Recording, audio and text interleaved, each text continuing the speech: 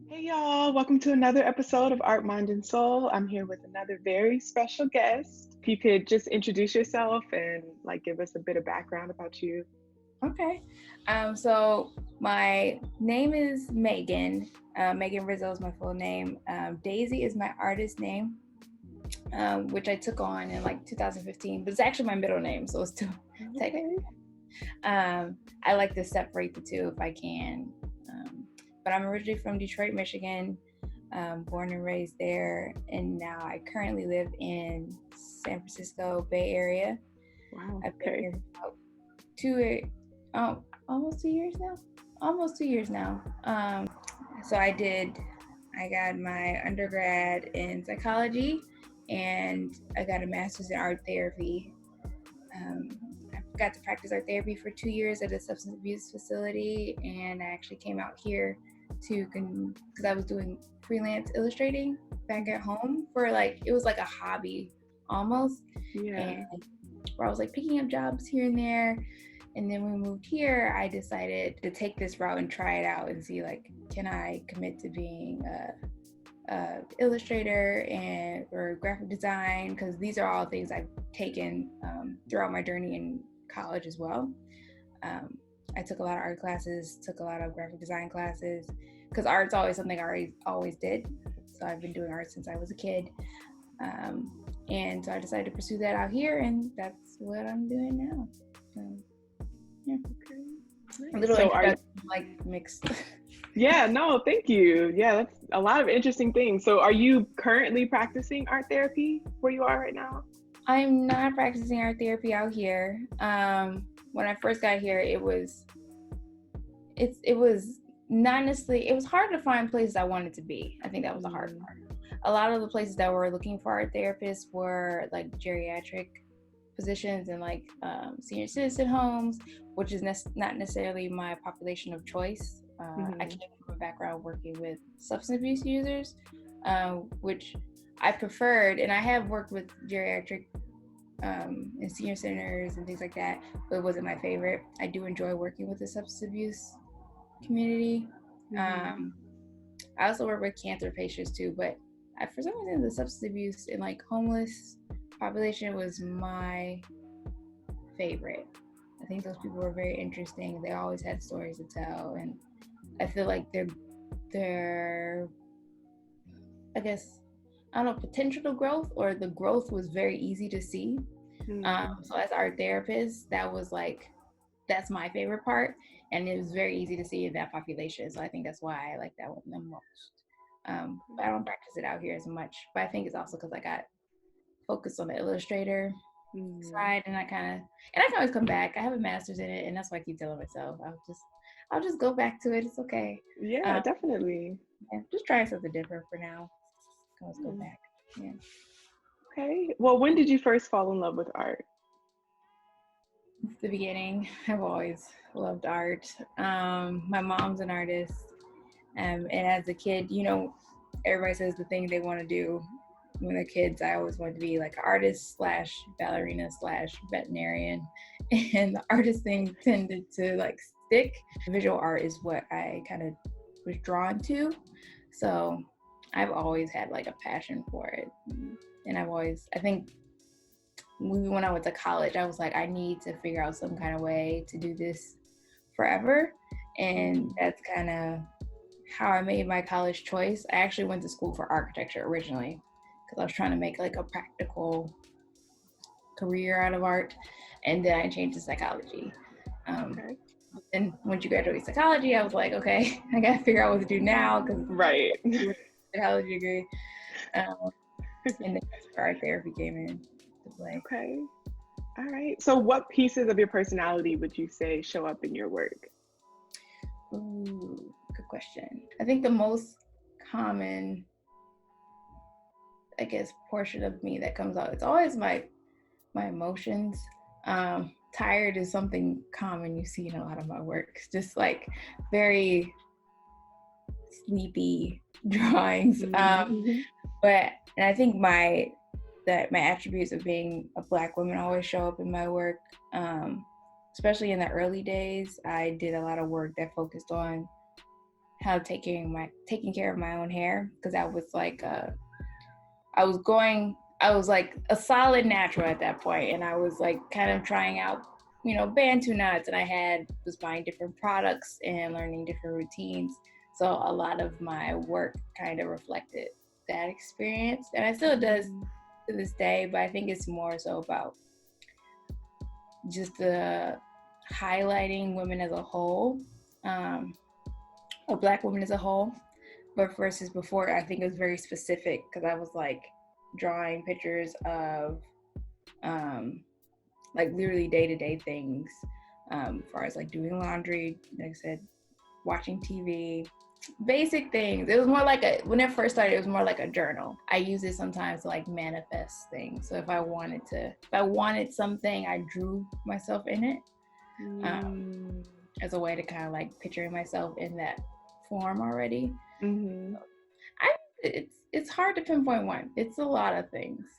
It really depends on like that day or that mood or what I'm going through at that moment. But I definitely think now it's more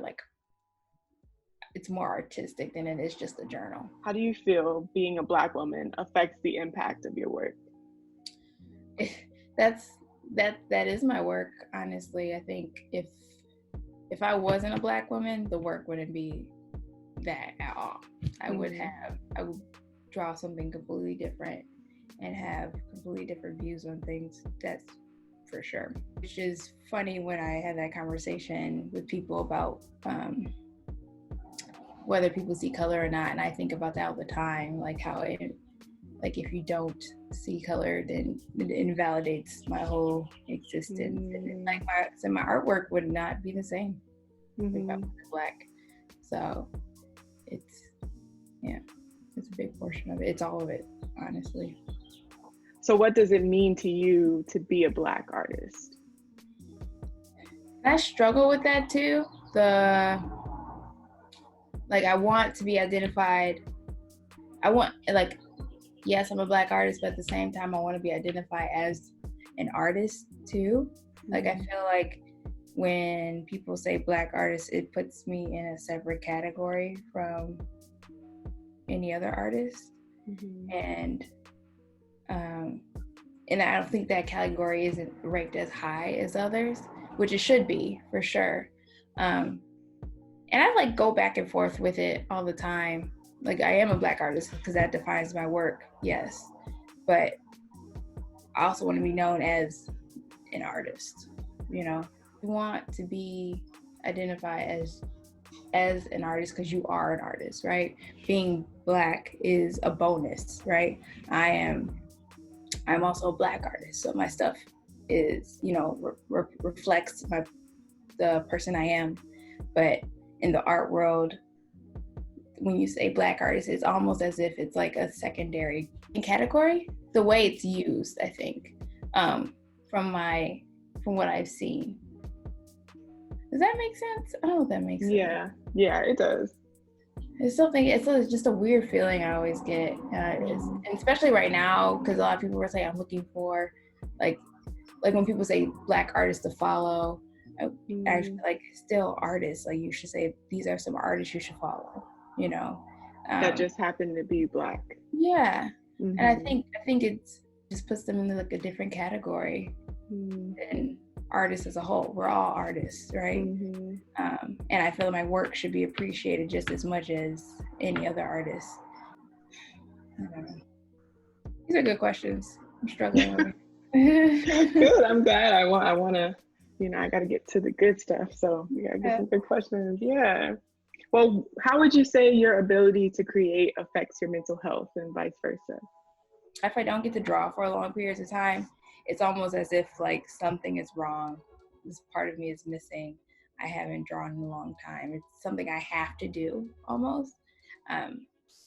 Because otherwise, like, I think it's a form of stress relief for me. It's a form of meditation. And the fact that I do that on a daily basis, I think allows me to stay balanced to some extent. And taking that away takes away my balance. So I think it plays a big role in like staying relaxed and takes away stress unknowingly. It's just something I think most artistic people, or even things that you love to do, like say, I think it applies to most artists, whether you're a chef, musician, writer, it's something you have to do. And if you don't do it for a long period of time, you feel that disconnect or some piece that is missing from you. Yeah, I think that's how bad it is for me. I feel like I have to draw every day. And it feels like something's wrong if I can't draw. That's usually how it goes for me. Yeah, I feel that. Can you tell me about a time in your life when like your ability to create or art itself saved you? I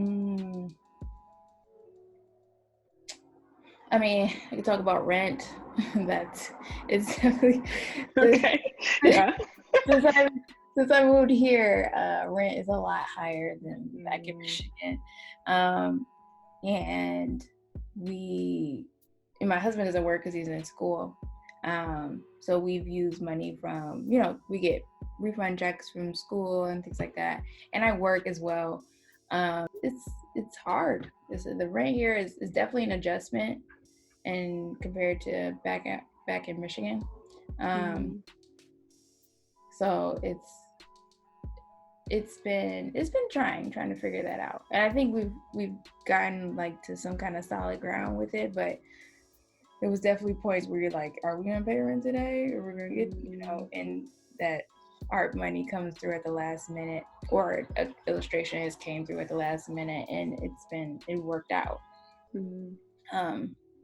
I think in those cases is definitely have like saved my life, where it's like, and it's not like that dramatic, like, we're not gonna die kind of thing, but I feel like it continues to help us stay at the level we are, because we're in a strange place still. We don't know anybody out here, so if we did get kicked out, we're just like, well, it's, I don't know, it'd be difficult. Yeah, no, that's definitely valid for sure. Rent is, yes, absolutely. So I feel that. I'm glad that it's happened like that for you, that it's just come in like the nick of time, that you didn't have to really worry. Yeah. Also, that's the life of a freelancer too. When you may know, you may not know when you're gonna have money. It's all up in the air a lot. I think it's worth the risk for the most part, especially if you enjoy what you do. So I think so far it's been good. It's definitely those moments where you're just like, yeah, maybe I should have a solid job. I don't know. Yeah, but it's like nothing but like doing your art will fulfill you. So it's like I know I have to make money, but also this is something that, I feel gives me life in a way. So I definitely understand. I think I value that over money. I wish I didn't. I wish money didn't have so much worth. Like that would be amazing. And you just live your life. Because I could care less about how much money I have. It's just a necessity. So this is more of a short-term goal, but I would really love to have a solo show. That's something I haven't done before. Because I also do traditional work. A lot of work I show right now is digital, all made on my iPad kind of thing. But I also do a lot of traditional work, and that will be something I would love to showcase is my collection of like traditional pieces I've been doing. I started this series about tying on your scarf in the morning or at nighttime, like your headscarf. I actually had my sister take a series of pictures of me like tying my scarf on, and I love hands. Hands are amazing. I think they do all these different things, and they make these amazing poses naturally and unconsciously.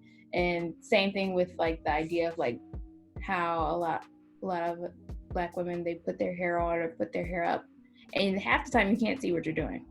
When I do the back of my head, I don't know what's going on back there. I can't see. And so the idea that it's just like we just know, and it's learned, it's memory, I think is like magical. And so I started this series of like of different hands going through different positions of tying on a scarf.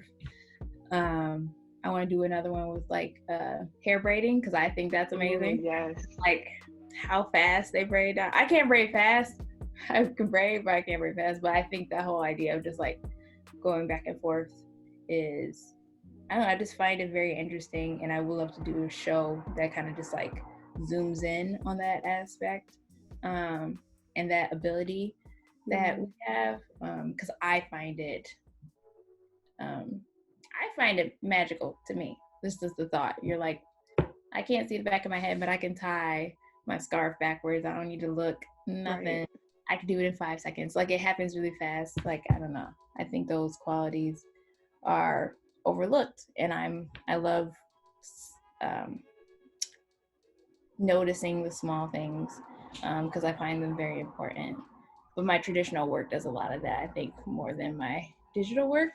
And I think that's because with my traditional, I can really dig into those details a bit more. But yeah, that's, as far as short term, that's something where I would like to take my art too. Yeah, I mean, honestly, I wish I had more time to just do my own work. I don't do a lot of personal work in general, which is something I would love to change, but just kind of developing my own collection of work or body of work. It feels good to draw on pencil and paper. Digital is cool because you have access to all these different things, and it's quick, it's easy to erase, but there's a feeling you get when you work with traditional pieces, with just holding the pencil and the texture, and it just feels good to kind of go through those motions that you don't get to do when you do digital work. Even with painting, but painting is not my favorite thing to do. I really enjoy, watercolors are fun too. Watercolors are a lot of fun because they're very freeing and loose. Those are great. But same thing, it just feels good to like just hit the tool to the paper. It's just a different experience for each tool. Because on the digital, it's the same experience for each tool you work with. It doesn't feel different. It looks different, but it doesn't feel different. So yeah, definitely the feeling you get when you're actually like drawing or working on paper makes it different, or makes what I love about it, traditional work. Okay. And if you had to tell your younger self anything, what would you tell her? Probably be confident and just be yourself. I feel like I went through a lot of phases when it came to like trying to figure out who I was. I was definitely the girl who had a boyfriend and who would pick up the same kind of, like if I had a boyfriend who skateboarded, so I picked up skateboarding and I liked it, but it wasn't me. And I think that was part of me trying to figure out what I liked, of course. But I think just kind of understanding to like own myself. If I owned myself at a younger age, I would be even cooler than I am now. Okay. But I figured, I think that would be like, yeah, I think that just be confident and don't question. So I was very doubtful, I think, about my actions and my choices when I was younger.